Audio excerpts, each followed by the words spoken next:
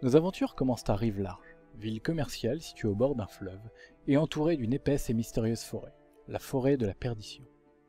C'est dans la taverne à la Bonne Pinte que notre histoire commence, avec Ulfran, un jeune demi-nain au talent d'acrobate, ayant grandi dans une troupe itinérante. Celui-ci cherche à trouver de quoi payer un voyage pour quitter la ville et à donner rendez-vous à son ami Dran, un jeune gnome maîtrisant la magie du feu et portant une amulette lui permettant d'invoquer son compagnon au poil embrasé, Fire. Ils font la rencontre de deux serveurs, la jeune et jolie Hélène et Astrak, un jeune homme qui était originaire de la forêt de la perdition et a appris le maniement des armes auprès de son père avant que celui-ci ne soit mystérieusement assassiné. La tension monte soudainement quand trois hommes vêtus de noir pénètrent dans la taverne.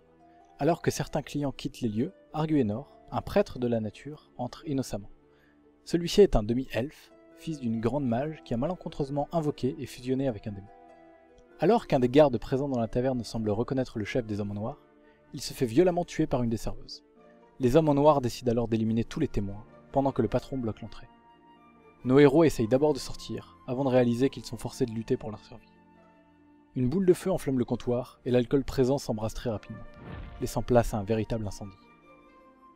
Les survivants, Astrak, Ulfran, Dran, Arguenor et Hélène, parviennent à s'échapper en traversant une fenêtre.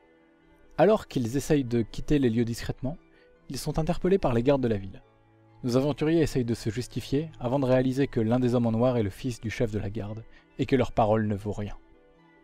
Le chef de la garde leur propose alors soit d'être jugés et condamnés à mort, soit d'être bannis. N'ayant guère le choix, ils quittent la ville et prennent la direction de la forêt. Ils y passent plusieurs semaines, sans incident sinon la rencontre avec deux ours.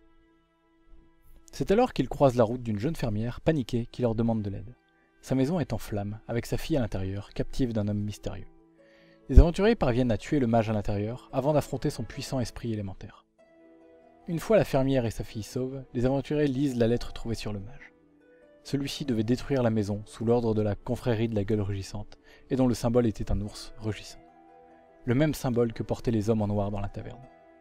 Ayant désormais une preuve de la dangerosité de cette confrérie, nos aventuriers décident de reprendre la route vers Rive-Large.